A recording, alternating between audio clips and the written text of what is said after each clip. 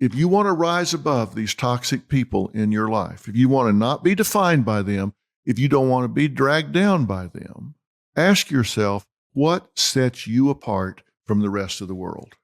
What is it about you that makes you essential in every relationship that you have, in every situation and circumstance that you have? You are not brand X.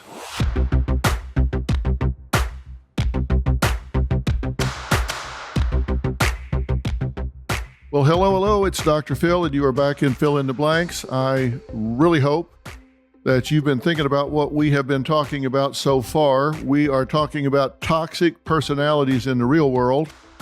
I'm not going to spend a lot of time doing a review because you've had lots of time to be doing that on your own time. And if you do want a review, then you can go back and listen to the first part of the last several podcasts. You don't listen to the whole thing. I do a little review at the beginning of each one. Now, rather than do a review, I'm just going to do a quick outline. You know that we've been talking about toxic personalities. We've talked about narcissism. We have talked about borderline personalities, and we have talked about antisocial personality types, or what you sometimes refer to in your life as psychopaths or sociopaths. It's kind of the same thing. Sometimes the word psychopath is used to describe those that are on the more serious end of the behavioral continuum for antisocial personality. And we're talking about those people that don't have the ability to feel remorse. We're talking about those people that get aggressive. They weaponize all of these things that we've given a voice to. I've been talking about these things because I've heard from so many of you, and I've been getting such great feedback from all of you. Thank you so much for that. I've gotten such great feedback that I've asked each one of you to contact at least one person to share this with. You know, that's how I wound up doing this, by the way. I never had any intention of being on television. Just a personal note here. I never had any intention of being on television. I was in the litigation arena, never gave an interview, never wanted to give an interview, never had any intention of being on television. I represented, from a trial science perspective, a lot of really high-profile individuals and entities. And one of those, as you probably know the story by now, I represented Oprah in the Mad Cow case up in Amarillo. The way I wound up being on her show is she said, I've made a commitment to my viewers that anything I find in my life that I think has made a real difference, I'll share with you, whether it's a hairdryer or somebody I meet or a strategy or whatever. If it's made a huge difference in my life, I'm going to come and share it with you. I was very flattered when she said Dr. Phil McGraw made a huge difference in my life. I was in this trial and I really lost myself, and he gave myself back to me. He was very straight talking, didn't mince any words, and really gave me a wake-up call at a time that I needed it and gave myself back to me. He didn't tell me what I wanted to hear, and it wasn't easy to hear what he had to say, but it was at a time I needed to hear it. We were in the foxhole. We were behind enemy lines, and they were coming after me. Talk about a redistribution of wealth. They wanted to take what was mine and split it up among themselves, and I had no idea why I was there because I hadn't done anything wrong. He gave me a wake-up call, and we prevailed. We prevailed because we dealt with the truth. We were not in denial, and we applied ourselves to the challenge at the time.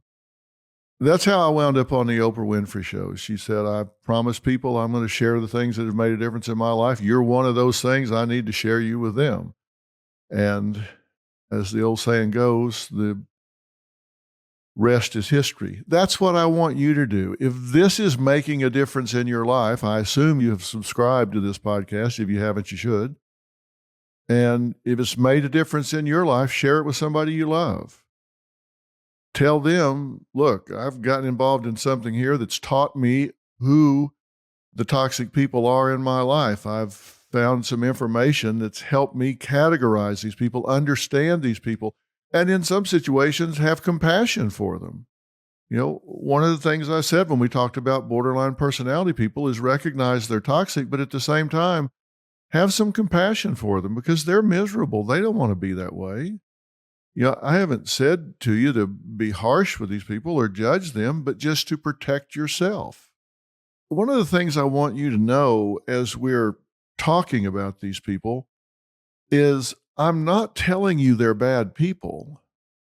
I'm telling you they do bad things.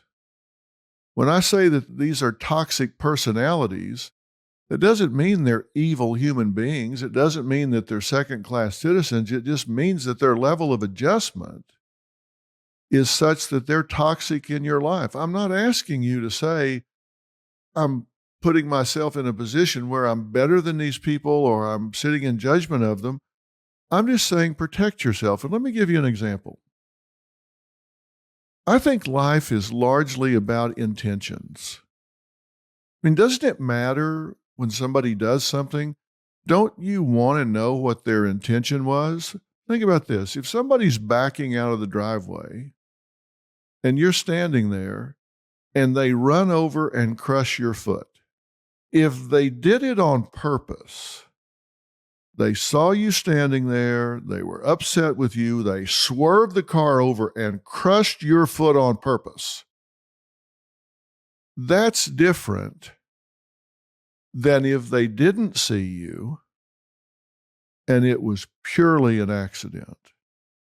Does it matter that one had a bad intent and the other didn't have a bad intent at all? Yes, it does make a difference. However, your foot is just as crushed either way, right? Your foot is crushed just as bad either way. Now, I had a friend in my life when I was growing up, and this guy, I'm telling you, it was like he had a cloud over his head. It just seemed like drama followed him around. No matter what happened, no matter where we went, it just seemed like something bad always happened. Something got broken, a fight broke out, conflict. We could be at the Y swimming. Before you know it, he's involved in somebody hitting their head on the diving board. Did he push him? No, but was he involved? Yes. We would ride our motorcycles and there would be a crash. I mean, did he crash the other motorcycles? No. But was he involved in the crash? Yes. It was like he was always in the middle of catastrophe. Now, here's the thing. And my mother said this to me real clearly. She said, look, he's a good kid. There's no question about it. But I'm telling you, you hang around with him. It's not a matter of if, it's a matter of when. It's not a matter of if you're going to get caught up and be in the crash, be in the drama, get in the fight. It's a matter of when it's going to happen, not if. Doesn't mean he's a bad person. It just seems to follow him around. Now, it would be indiscreet for me to say his name, JoJo, and she was right. He's been a friend forever, but somehow or another, JoJo just seems to attract this stuff. He could be sitting alone in a chair, and somehow or another, the leg would break and a splinter would fly in somebody's eye and a fight would break. Something would happen. I asked you in the last podcast that we did, and I hope these feel like conversations and not presentations because I've wanted us to have a discussion. I've asked you to do an audit, and I'm not asking you to sit in judgment. I'm just asking you to acknowledge, do you have these people in your life? And if you do, whether the intent is there or whether it's not, you have to make up your mind as to whether or not you're willing to put yourself at risk or whether you're not. Because I want you to have a winning strategy in your life. And that means you've got to make some hard decisions. Now, what did I say last time? I said that it begins with you having an image, deciding who you are. Deciding who you are and being consistent with that every step of the way. Being consistent with who you are every step of the way. I'm going to talk about that next week as well in a little bit of a different context. But you have to decide who you are, who you want to be. And part of that image needs to be that you have the right to have boundaries in your life. Now, you may decide that you're going to be assertive. You may decide that you're going to be more motivated. You're going to take greater initiative or whatever. And I said, I wanted you to star in your own life. You remember that? I said, I want you to decide, look, this is no dress rehearsal. We don't get a second pass through this world. This is it. This is not a dress rehearsal, and they're going to come along and say, okay, you had that 50 years, now let's start over. We're going to get a second bite at the apple. No, you don't get a second bite at the apple. This is it. This is it. But I do believe in second chances. And you may not get to do the last 30 years over, the last 40 years over. But if you're 40 years old, you've lived over 10,000 days. And I'm just saying, let's do the next 10,000 with a different attitude. Decide who you want to be. Decide that you're going to star in your own life. And, I said, you may think, okay, Dr. Phil, you got your own television show. You got your own massive podcast here. You've got this life in Hollywood. So it's easy to talk about being a star. That's not what I'm talking about. If you're a teacher, star in your own life as a teacher. If you're a plumber, star in your own life as a plumber. Be a star in your own life. I didn't say be a diva. I said be a star. Take pride in what you do. Take pride in what you do. I think it's really, really important that everything you do, you're someone that says, I do what I do with pride and commitment. That's very, very important in you having a strategy moving forward. Now, I told you that you need to learn to accept praise. Remember we talked about that? You don't want to dig your toe in the carpet and say, oh gosh, it's no big deal. Well, it is a big deal. I want you to learn to own praise. When somebody says, hey, you did a great job, just say thank you. Accept it and own it. One of the things I want you to think about is what sets you apart from the rest of the world. If you want to rise above these toxic people in your life, if you want to not be defined by them, if you don't want to be dragged down by them,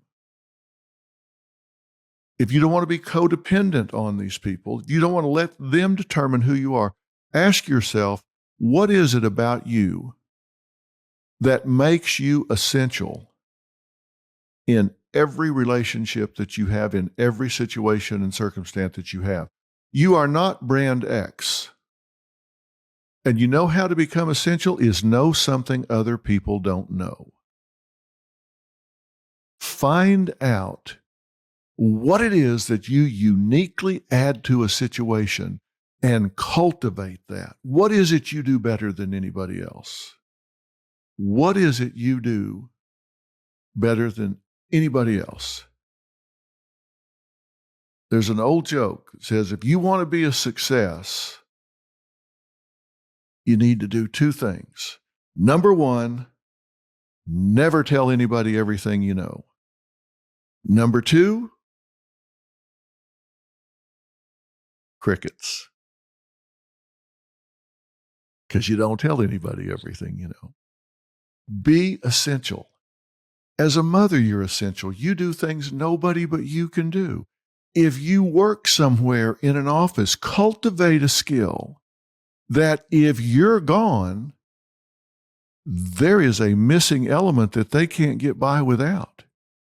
And maybe what you do is you become the best utility player there. You're the one that can fix that damn copier. You're the one that knows how to reset all the breakers in the building. You're the one guy that is willing to get up on the roof and get the air conditioners working. You're the one guy that knows the code on the computers that gets the accounting program working. Be that person that knows a lot of answers nobody else knows, and don't tell everybody everything you know. Be essential and be unique in your knowledge. That makes you essential. Now, I'm talking about strategies here. I'm talking about strategies for getting ahead, because what if in this image that I'm talking about, you decide, I want better than what I have. I want more. And I don't care what your currency is. Everybody has a currency. And everybody's currency is a little bit different for them than it is the person next to them. Now, what's currency? Well, money, monetary currency, that's real obvious, right? But even why people want money is different. Some people want money because of what they can buy with it. Some people want money because it represents that the world values them. It's how they keep score. It's not what they can buy with it. I mean, look at Warren Buffett. Warren Buffett lives in Omaha, Nebraska. He lives in a house that is very modest, very middle class. He's lived in it since he didn't have a lot of money, and now he's got billions and billions of dollars. He still lives in the same house. He still drives the same kind of cars. Money to him is not to acquire material things. Money to him obviously represents something else. It's a way of keeping score, and maybe it tells him he's winning. He's accumulating more than someone else. Maybe that's what it is. I don't know. But ask yourself, what is your currency? You need to know that. It's terribly important that you know what your currency is. And we're going to talk about that some more next week as well. But it's important that you understand, when you decide what your image is, ask yourself, what is unique about you?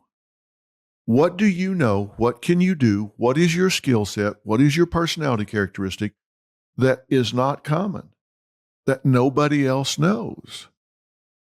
And then when you apply it, when you get in the game and you use those essential skills, how do you keep score? What is your currency? That's the only way you're going to know if what you're doing is working or not.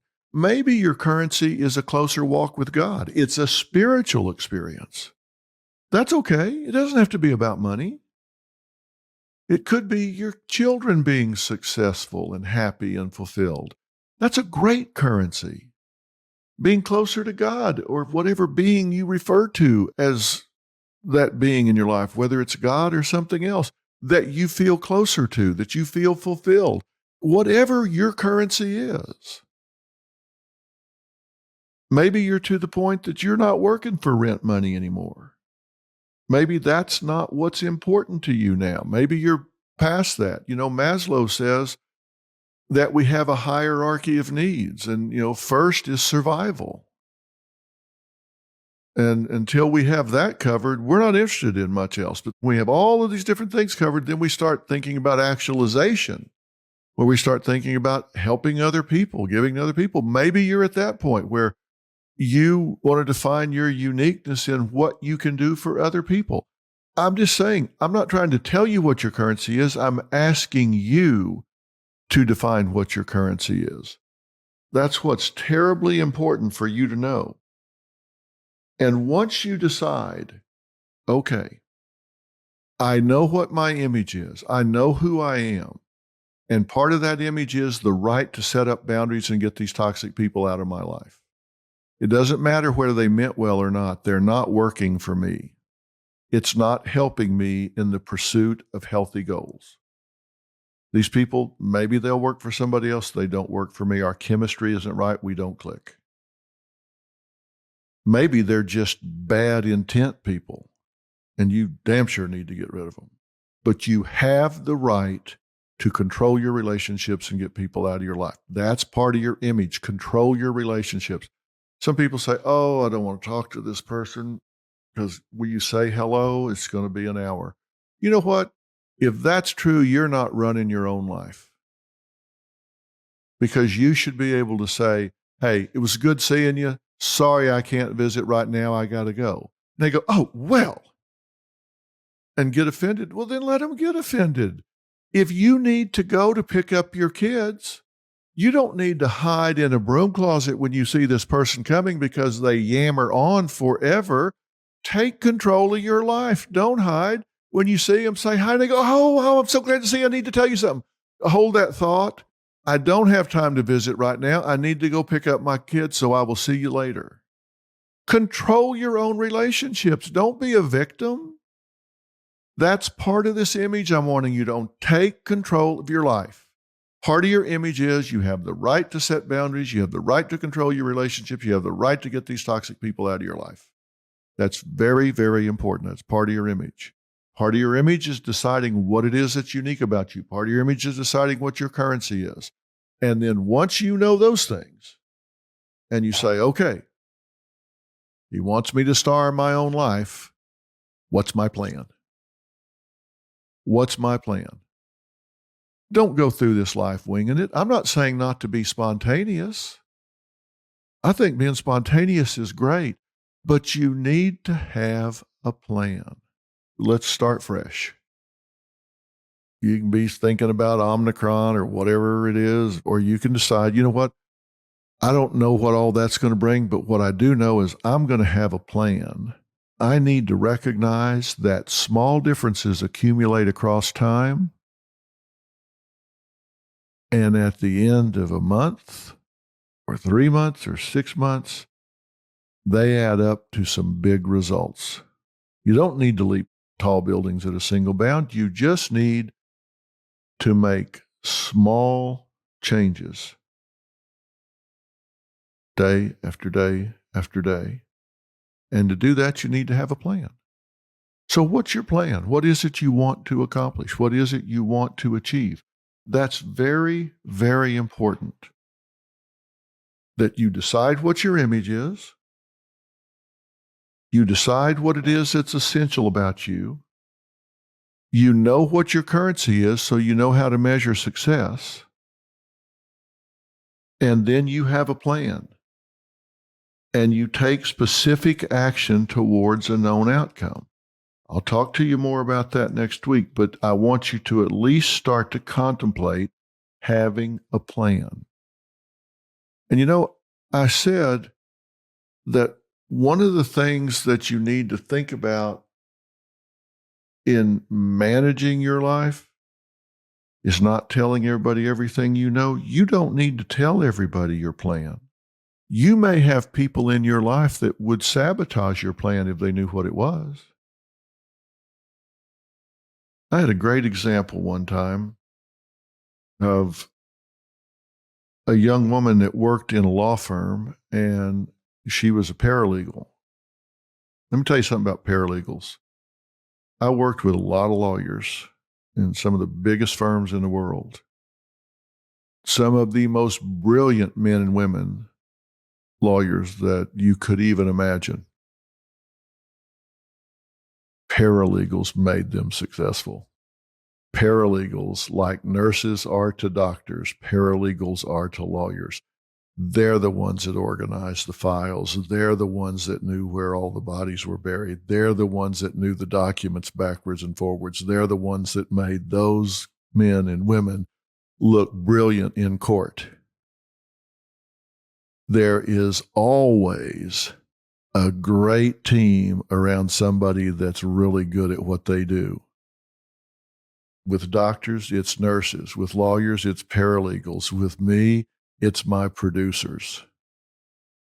They're the ones that really know the details. They're the ones that study these guests. They're the ones that manage them ahead of time. They're the ones that put all this together.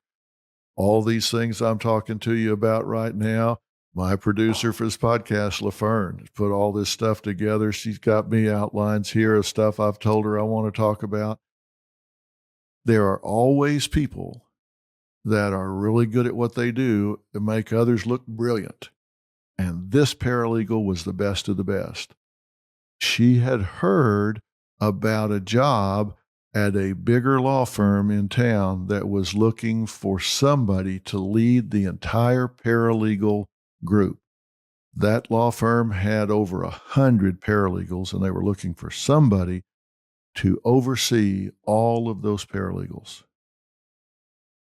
She was in the running for that job, and she was so excited about it.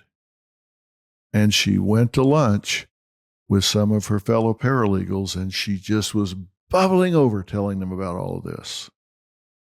I saw her about a week later, and I said, "How's it going? What'd you hear about the job?" She said, "I didn't get it." I said, "You're kidding me." Because I thought for sure they would be idiots if they didn't hire her. And I said, "If they just not made up their minds?" She said, "No, they made a hire." I said, "Who did they hire?" And she said, "They hired the girl that sits right across from me. The woman right across from me in the paralegal office." I said, "How did she even know?" I talked about it at lunch. That woman listened to her talk about it at lunch. She went back to her desk, called over there, made an appointment, went over there, took her resume, interviewed for the job, got the job, knocked her out of it. She wouldn't even have known about it if this particular individual had not shared her plan. Now, was that an evil thing to do, or was it just her taking advantage of the situation? Well, I don't know. I don't know what she said to him about this woman. But I do know she didn't even know about that job until she shared her plan and told her about it. Keep your plan close to your vest. You don't know who's listening. You don't know what their motives are. I'm not asking you to be paranoid. I'm just asking you to be smart. Keep your plan close to your vest. That's just what winners do. I'm not telling you how the world should be. I'm telling you how the world is.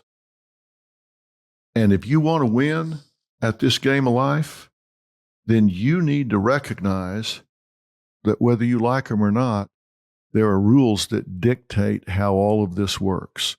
And these are the things that I'm telling you are essential to you getting ahead in this game. So I'm just saying, if you think, well, boy, we're playing hardball here, maybe you are. And I'm going to ask you to do something else here that you're going to think, well, is this really right? Again, I'm not telling you how the world should work. I'm telling you how it does work. You have to be willing to stretch. Let's talk about the woman that I was visiting with you about the paralegal job. One of the things she said to me was, "I'm a paralegal and I'm really good at it. Am I getting ready to elevate myself to my own level of incompetence?" I said, "Well, what do you mean?" And she said, "Well, I'm real good at what I do, but I'm no manager. I haven't managed before. I've managed cases, I've managed lawyers, but I haven't managed 100 paralegals before. I'm very successful where I am at what I'm doing. Am I getting ready to elevate myself to a level where I will fail because I overreached? Will I fail because I have stretched myself beyond my own capacities?" Well, how would you answer that question if you were moving up to the next level in life? Maybe you're moving up to a new set of friends. Maybe you're moving up to a new job. Maybe you're trying to form a relationship with somebody that in your heart of hearts you think is out of your league. Whatever it is, be willing to stretch, because trust me, anybody that gets ahead feels like they're faking it. At some point in their life, they feel like, I am one step ahead of being found out. I'm masquerading. I'm reading one page ahead in the manual of everybody that I'm leading. And I'm just masquerading. You would be shocked to read the research of how many people in this life feel like they're masquerading, that they just have an appearance of competency. They just have an appearance of being prepared to do whatever they're doing, but they don't really feel like they're adequate to do it. And if you feel that way, don't feel alone. I'm telling you, everybody feels that way at some point in their life. When I went to graduate school, one of the things we had to do was to go do an internship in residency somewhere. We had to go and spend a year at a psychiatric hospital somewhere as an intern. And my internship was at the VA Medical Center in Waco, Texas. It was a 1,200-bed psychiatric hospital. And let me tell you, if you didn't see it in this 1,200-bed psychiatric hospital, it did not exist. I promise you, if there was a pathology known to man, it was in this 1,200-bed psychiatric hospital. I've been in this profession now for almost 50 years, and I don't think I've seen anything that was not at some point during that year in that hospital. Schizophrenics, delusions, hallucinations, auditory, visual, whatever. I saw it all there. It was the best experience because it was all concentrated in one place, and you could spend years in the general population before you would have a chance to interact with those kinds of patients with that kind of pathology to get that kind of experience. But here, it was concentrated. They all came to you. And when I showed up down there, I was just there kind of, working along. And then pretty soon the director called me in there and said, "Well, you're the head intern." I said, "What? The head intern? Well, who did you turn down? I mean, are you kidding? I'm not sure I've got the right key to the building." And you talk about feeling like I was masquerading. Are you kidding me? I'm the head intern, which means I'm going to tell these other mutts what to do. And some of the psychiatrists there, English was like their third language. So I couldn't go ask them. They didn't speak English. Seriously, they didn't speak English. So I'm like, good Lord. And I really felt like I was rolling backwards down a hill. But then I looked around and thought, well, you know what? I don't feel like I know a whole lot, but as I look around, I think I probably know as much or more than any of these other people around here. So I better get busy and figure this out. And so I found some allies. I found some people that did speak English. I found some people that were really, really good clinicians. They weren't necessarily on my building, but they were at the hospital, and I went and found some allies, and I formed some relationships. And I remember one of them was a Dr. Cliff Canopy. He was a clinical director of the whole hospital. He didn't have anything to do with my building, but he was the big, big boss. He fortunately was one of the nicest guys ever. And I went over and struck up a relationship with him. He had written some papers, and I read them.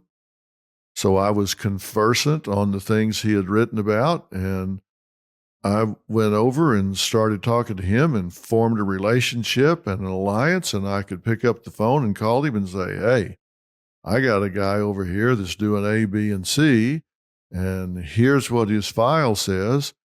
Can you help me out?" And he would say, "Sure, bring the file and come on over." And we would talk about it, and he would walk back over with me, and I'd sit down with this person, and he'd sit down with me. The director of the hospital would come over and sit down with me in a session with a single patient. He didn't ever do that. You know why he didn't ever do it? Because nobody ever asked him to. He was an administrator. Nobody ever asked him to because they thought the director doesn't do this. Well, I asked him. And he said, "Yeah, sure." So all of a sudden, I had an ally, I had a coach, I had a mentor, and he really started helping me. I'd get there the next morning, I'd go to my box, and there'd be 2 articles in there kind of curled up in there, and it would be on this particular type of schizophrenia. It would be on this particular type of so-and-so, and it would have action steps in there. And I'd go, wow, he met with me and this patient, and now he's given me something. And I would read that and then start to implement these action steps. And then he'd come to another session. And all of a sudden, I did know some things that made me unique because I reached out and formed some alliances. So was I faking it until I made it? You know, that old saying, fake it till you make it? Well, maybe. Or maybe I was behaving my way to success. One sounds really bad, and the other sounds like initiative. Fake it till you make it sounds really bad. Behave your way to success is a little bit of different spin. I just knew my limitations and was careful not to make any life-altering decisions on somebody without having a good backstop. So if you feel like, wow, I'm really stretching here, well, if you don't stretch, how are you ever going to get to the next level? You've got to be willing to take that first step and then look for resources, look for alliances, look for things that you can do that help you stretch where you bend but you don't break. And when you do it, you've got to always keep your options open. Be prepared. You know, there's a lot of old sayings that sound trite, but I think old sayings get to be old sayings because they're profound. You know, the old saying, when God closes a door, he opens a window. I think that's true. If one thing doesn't work out, something else will present itself. Keep your options open. You have to say, okay, I'm going to make a plan, and that doesn't mean I'm going to be rigid. I'm going to keep my options open. Maybe I'm going to go down the path I think I'm going to go down on, but maybe I'm not. What I'm saying is be prepared to stretch. If you want to win in this world and you get rid of these toxic people, you're going to have a whole lot of energy that you didn't have before because it drains you to deal with these people that I asked you to make a list about. When you aren't being drained by these people, you're going to find you've got some extra time. You've got some extra energy. And we're going to talk next week about how to use that. So I'm telling you, decide who you are. Decide what your image is, and that image includes, I have the right to rid myself of people who suck me dry. I have the right to get people out of my life who don't wish me well. In-laws, friends, co-workers, whoever that seem to sabotage me intentionally or otherwise, I have the right to get them out of my world and claim that right. Claim that right. And say, I don't have room for them in my life because I need room to star in my own life. I'm going to decide what it is that makes me unique and essential, and I am going to stretch to the next level because this is not a dress rehearsal.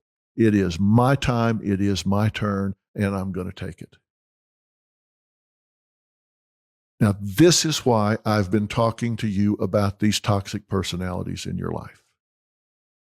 I've been talking to you about them because I want you to be able to recognize them for who they are and what they are. I'm not asking you to decide they're evil people.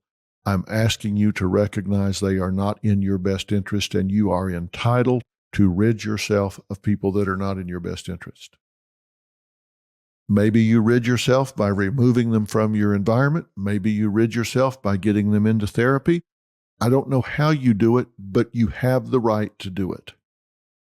And that's what I am telling you I want you to claim.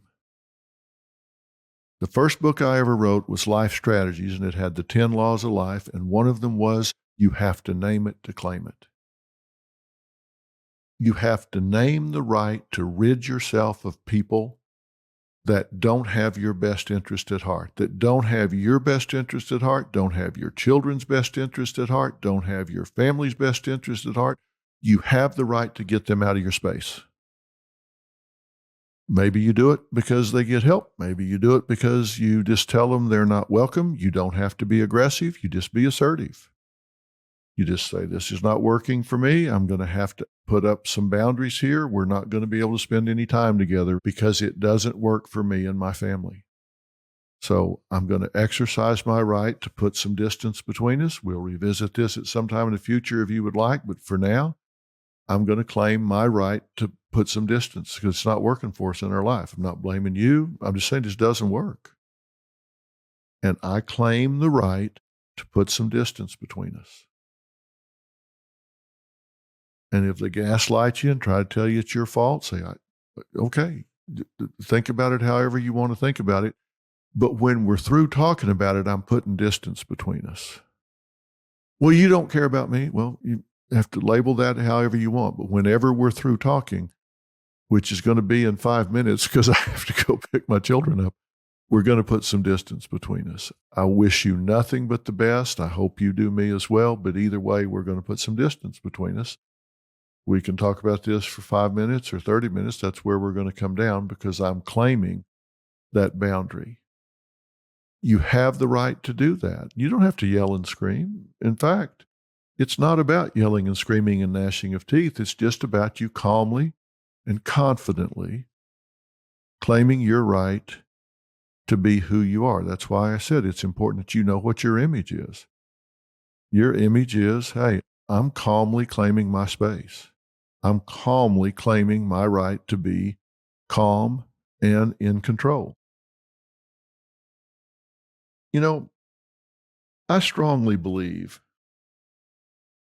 that people know the truth when they hear it.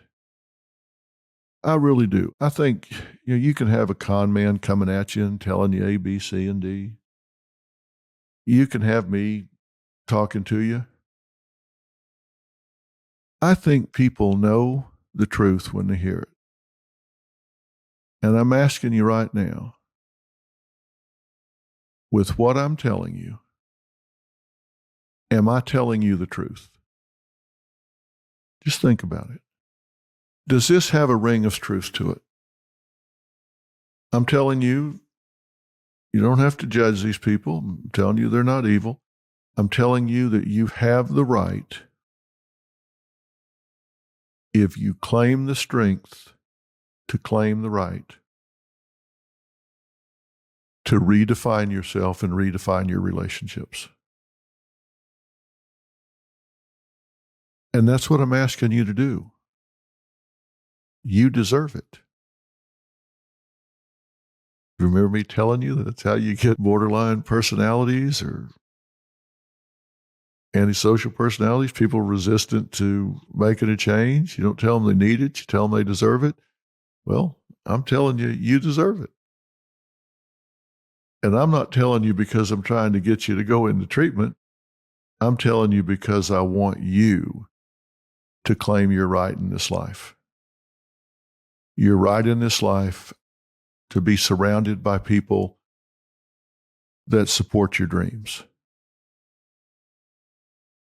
that support your desire to succeed as a mother, a father, a brother, a sister, a son, a daughter, that wants to see your family do well and succeed. You are entitled to that. You have to step up and claim that. And I want you to do that. So what I want you to do between now and when we talk next Tuesday, and you may want to show up with a pen and a pad. Maybe you want to show up with your computer, however you take notes, but you're going to want to write some things down next week because I'm going to give you an action plan with an eye towards making it the most efficient, most productive year of your life. I'm going to tell you one thing you can do that a lot of experts suggest. You can improve your efficiency by 40% if you just do this one thing I tell you. Think about what I just said. Bold statement. that you can improve your efficiency at a brain level by 40% if you embrace one thing I'm going to tell you. Now, if I were you, I'd show up for that. 40% is a pretty big deal. Think about what we've talked about. And as I've said, I want you to find one person you love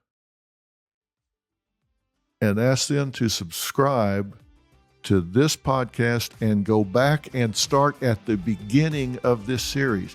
Don't have them start here, because they need to hear the first parts of these toxic personalities for this to really resonate with them. If they're going to start here, just don't even tell them. And this is going to sound kind of odd, but if it's somebody that you're competing with in your life, I don't think I would tell them to listen to this series, because I believe this gives you a significant edge in life. And I don't think you want to show the other team your playbook. I'll see you next Tuesday. Be safe. Take care.